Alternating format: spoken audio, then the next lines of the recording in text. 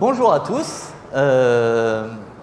On va vous présenter en fait un retour d'expérience sur l'année et demie passée chez Mediapart à refondre notre architecture. Donc on est passé d'une architecture monolithique complètement contraignante en Drupal 6 basé sur du Drupal 6, et donc on part, notre objectif était d'atteindre une archi microservice basée sur Elasticsearch, RabbitMQ et Symfony 2. Donc ce sont des infrastructures que maintenant tout le monde connaît et dont il existe beaucoup de ressources. Individuellement, beaucoup de points de notre architecture seront traités pendant les conférences. Donc par exemple, on a participé au développement du User Context Cache dont on a entendu parler tout à l'heure dans Varnish. Mais je vous arrête tout de suite, on ne va pas parler de techniques dans cette conférence parce que pour nous, ce n'est pas Drupal qui a causé le monolithe, et au même titre que ce n'est pas Symfony 2 qui a permis de faire un truc magiquement super. Parce que l'équipe qui a créé un monolithe aurait créé la même chose avec un Symfony 2. Donc ce dont on va parler nous, c'est comment humainement on en est arrivé à créer un monolithe et comment du coup nous on a réussi à changer cet effort pour arriver à une super architecture. Le début de notre histoire commence il y a 1 an et demi. Mediapart à cette époque-là avait 5 ans et demi d'existence, et c'est à peu près la période pendant laquelle on est passé d'un fonctionnement de start-up à un fonctionnement de PME. Ce qui fait que pour tout changement et pour toute croissance, il a fallu accompagner l'entreprise. Et là où les différents métiers ont accompagné progressivement cette croissance, ça n'a pas été forcément le cas de la technique. L'équipe à cette époque-là était composée d'un DSI et de 4 développeurs web. Le fait est que la multiplicité des demandes qui arrivaient auprès de la technique ne comportait pas que des demandes rattachées au développement. Donc il était assez courant de se retrouver avec des demandes du type mon adresse mail ne fonctionne pas, ou il me faut un téléphone mobile pour partir en reportage, ou encore l'imprimante est cassée, comment je fais? Du coup, voilà. Donc la problématique posée est celle-là. Du coup, ça crée à la fois les développeurs ne s'épanouissent pas comme ils devraient s'épanouir. Ça fait complètement rentrer les gens. En fait, on a une équipe technique complètement uniformisée et homogène. Tu peux changer de slide, s'il te plaît. Donc, le fait est que, à la fois en interne et à la fois pour les équipes externes, le point d'entrée est toujours le même. Donc voilà. Donc la loi de Conway nous dit que tout logiciel reflète l'organisation qu'il a créée. Donc là, on a une équipe technique qui est traitée comme un monolithe et qui se comporte comme un monolithe. Donc en fait, naturellement, ce qu'elle développe, ce qu'elle est amenée à développer, c'est une espèce de roc un peu immonde où tout s'accumule et où on n'a pas vraiment une grosse maîtrise. Donc du coup, on a tendance on retrouve des bugs en cascade et qui reviennent avec des régressions. On a des mises en ligne hasardeuses. On a vraiment une baisse de motivation assez dingue. Donc tout ça, on a tendance du coup à patcher plutôt que vraiment aller résoudre le problème à la source, parce qu'en plus on n'a pas vraiment le temps, parce qu'on va être dérangé pour installer une imprimante. Donc du coup, on se retrouve à patcher. Au final, le monolithe grossit encore, donc du coup la démotivation augmente et on se retrouve vraiment dans un cercle vicieux où, comme du coup le truc est de moins en moins stable, les métiers n'ont plus confiance en nous, donc du coup les interactions humaines entre le métier et l'informatique s'aggravent encore, et donc du coup c'est vraiment un cercle vicieux des techniques absolument phénoménal qui fait que rien n'est intéressant. Donc, du coup, En fait, le seul moyen qu'on a trouvé pour inverser la tendance et basculer d'un cercle vicieux à un cercle vertueux, c'est de créer un électrochoc. Voilà. Ouais, donc du coup, on en profite pour se présenter. Donc à ce moment-là de l'histoire, Étienne était l'intégrateur du projet. Et suite au départ du DSI, il prend la responsabilité du pôle technique. Donc ça fait déjà un changement. Et Bastien est expert web chez Jolicode et a été sélectionné par l'ancien DSI et moi-même en discussion pour accompagner Mediapart et l'entreprise dans ce changement d'architecture.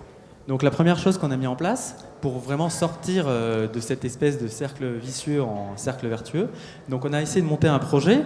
Donc le but c'était d'avoir un site dans 10 ans, enfin non, un peu plus tôt, pour qu'il soit à la fois comment dire, vraiment intéressant, pertinent et en plus attractif pour à la fois embarquer avec nous la direction et les équipes. En fait, il fallait aussi un projet ambitieux, justement pour favoriser cet électrochoc. Et lorsqu'on a vendu le projet, on pensait qu'on se ferait fusiller par la direction et qu'on gagnerait, voilà, tous les développeurs seraient extrêmement contents par la proposition qu'on leur fait d'une architecture souple et dynamique. Et en fait, ça a été tout l'inverse. La direction nous a suivis immédiatement, certainement parce qu'ils étaient conscients de l'immobilisme patent dans lequel était ancrée la technique et que ça entachait considérablement l'avancement et l'évolutivité de l'entreprise dans sa globalité. Et les développeurs, eux, ont été pas du tout motivés par le projet et on a donc accusé le départ de 2 développeurs. Je vous rappelle que là, on était initialement sur une équipe de 5 personnes. Le départ du DSI, on est passé à 4 personnes et donc là, on se retrouve à 2. Voilà. Donc l'avantage de l'inconvénient, c'est que ça met en exergue les problèmes qui sont là, qui sont latents. Donc du coup, ce qui était déjà difficile à tenir à 5, ça devient carrément impossible à 2. Donc plutôt qu'essayer de s'user à essayer d'aller patcher à droite à gauche partout et donc de ne rien produire de concret, on décide de tout arrêter, de faire une jachère pour vraiment faire en sorte que à la fois le site, on le fige, on ne fait plus aucune action, l'équipe technique, pareil, on la frise. Donc on se rend compte que ça fait une espèce de remontée d'égout où tous les problèmes vraiment nous tombent sur le coin de la tronche vraiment il y a des problèmes partout.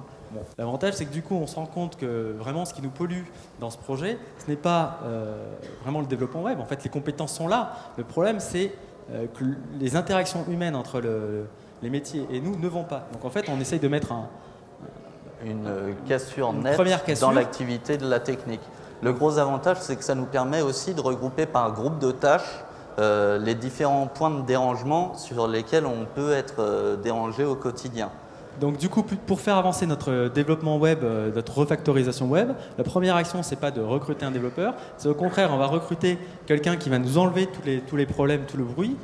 Donc c'est un responsable d'informatique interne qui va nous solutionner tous les problèmes à la source. Et donc du coup, tous les métiers sont contents parce qu'en fait, ils n'ont plus de problèmes. Du coup, ils ont confiance en nous. Et donc du coup, on a les mains libres pour vraiment refondre notre projet parce qu'en fait, ils ont confiance en nous parce qu'on leur a apporté une solution à leurs problèmes.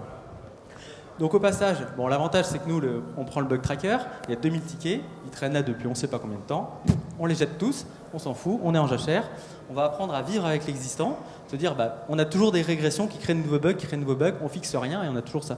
Donc là on va tout arrêter, de toute manière les bugs on les connaît, on va apprendre à vivre avec, au pire on solutionnera vraiment les trucs clés et hop, on s'en va. La valeur ajoutée aussi là-dedans c'est que du coup comme on fait plus de fixe, on prend plus le risque de créer des régressions après. Donc en fait, on stabilise les problèmes. Non, mais c'est une réalité en fait. Du coup, la plateforme est tellement moisie de base qu'on stabilise les problèmes et on accompagne les métiers à vivre avec les problèmes. Et ça nous permet de nous dégager du temps pour travailler sur un projet motivant. Donc du coup, ce truc, le monolithe là, en fait, le monstre, il fonctionne.